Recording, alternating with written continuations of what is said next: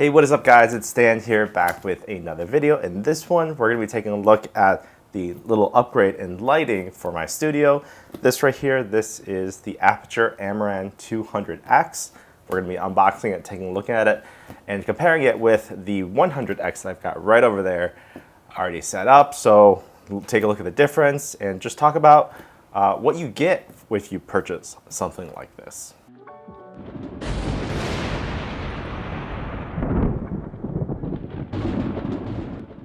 Now, many of you guys are probably familiar with Aputure's Lightstorm series, their 120D and their 300D.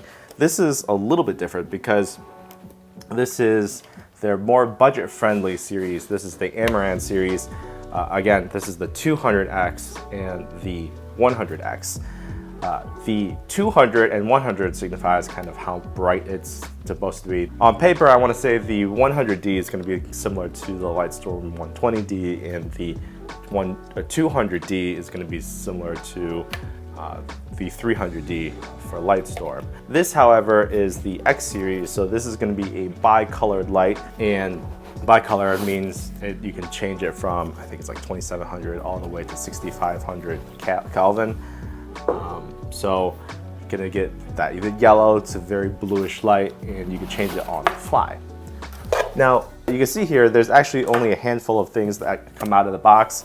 I already pulled it all out here, and you don't get a carrying case or anything like that. This is really just a budget-friendly version of those Lightstorm lights, where all you get is a box, no carrying case, and inside the box you get one of their reflectors and a power cord, a power brick, and the light itself. Now, the Amaran light is significantly smaller than the Lightstorm series because they incorporated the power brick outside of the light, so you're gonna have to deal with this instead of it being built into the light. That's not necessarily a bad thing if, let's say, your setup is in a studio or a bedroom or somewhere. You don't have to move a lot of things around, and that's kind of the general gist. Is this series of lights is really good for people who have home studios or don't plan on taking their lights to all sorts of places. So, and part of the reason why is because this is a all plastic construction.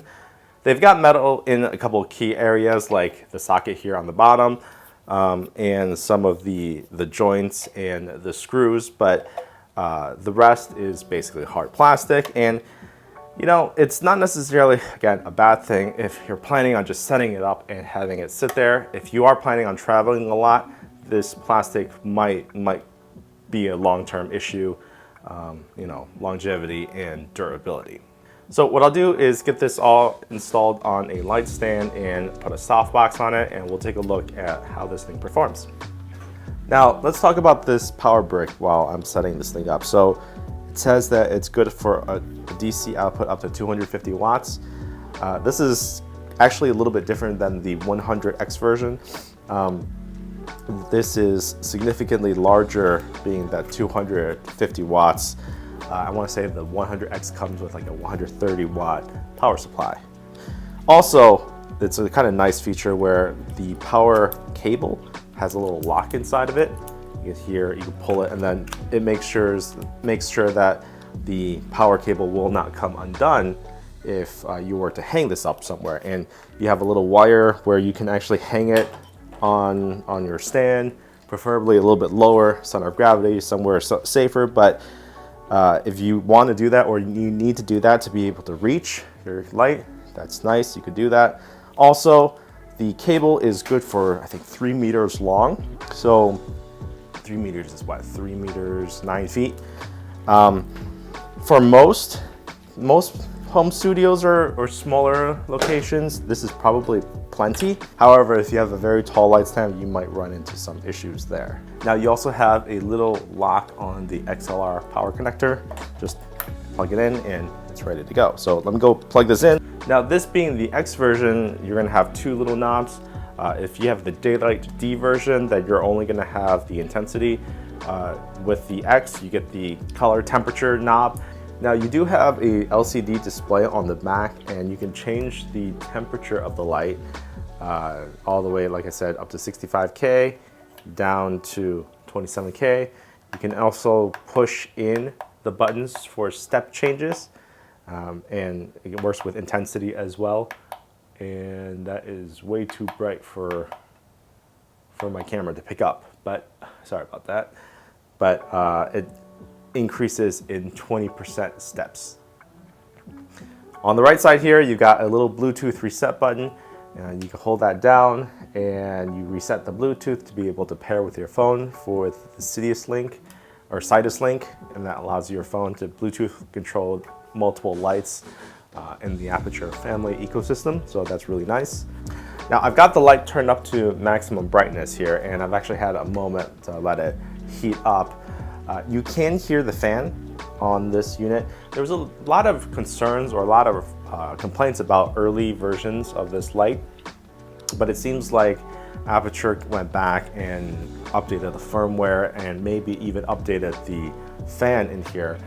Maybe it was a bad bearing or a bad batch of fans, I'm not sure. Certainly the online videos or reviews of those early batches, their concerns were legitimate. However, the way it is right now, you can hear the fan if you put your ear up to it, but it really isn't that big of a deal. So what I could do here is let you hear the fan noise and judge for yourself, but really it's no big deal.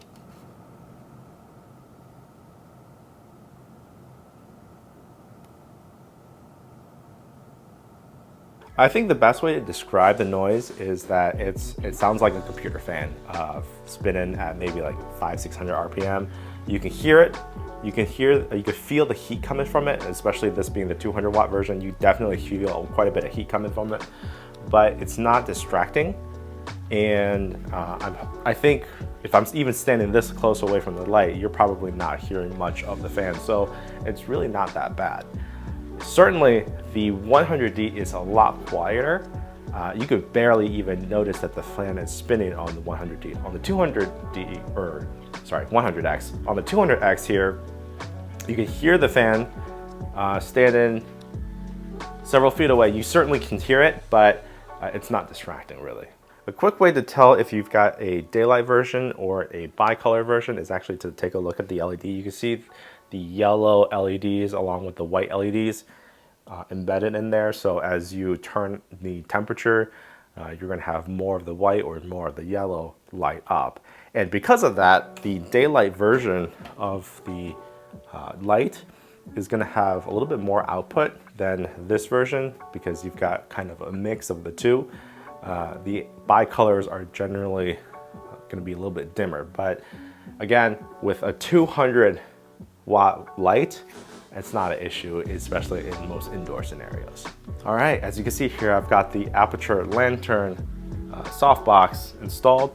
This is one of the two softboxes I'm going to be using with my lights here. And if I spin you right around here, you see this is the Aputure Light Dome SE, and in behind, actually let me just take you off the tripod. Behind here is the Amaran 100x, and between this and this, it's going to have a lot of light output. And if I turn this on, this camera's struggling. All right, this is completely blown out and it's at 100% intensity, but you can see this is kind of what the lantern effect looks like, and really it is really bright, and it probably will make a lot of this room look very dark, but I can tell you between this light and this light here, this room is almost as bright as a summer day outside right now. This is actually kind of extreme. However, the good thing about a light system like this is to be able to turn it down if you need to, so that you get the right amount of light. And the configuration that I decided to go with, and we'll see how effective and how good this is, but having a light dome like this, or the lantern, I'm gonna spill light all over the room, get this room really well lit, and with the 200X here, having a little bit of extra power compared to the key light, which is only going to be the 100x. Of course, I could swap the softboxes if I need to. That's no big deal, but I'm going to try to use this in this configuration for now. The last thing I want to touch upon is the size of the 100x. Physically, it is identical to the 100x. You can see here, this 100x, in fact, the 100x, 100D, 200x, 200D are all physically the same. And really, the only difference is, I think the 200x fan spins a little faster, and the LED source on the inside here is just slightly bigger. So overall, it's basically the same thing, except quite a bit more powerful.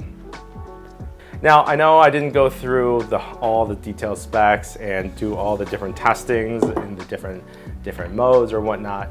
This was kind of just to show you what a 100x looks like and what a 200x looks like, and generally kind of what my setup is. And hopefully this gets you inspired and show you guys the different ways of using this light. So hopefully it's a visible upgrade to the YouTube videos going forward. Anyway, my name is Stan, and I'll see you guys in the next one.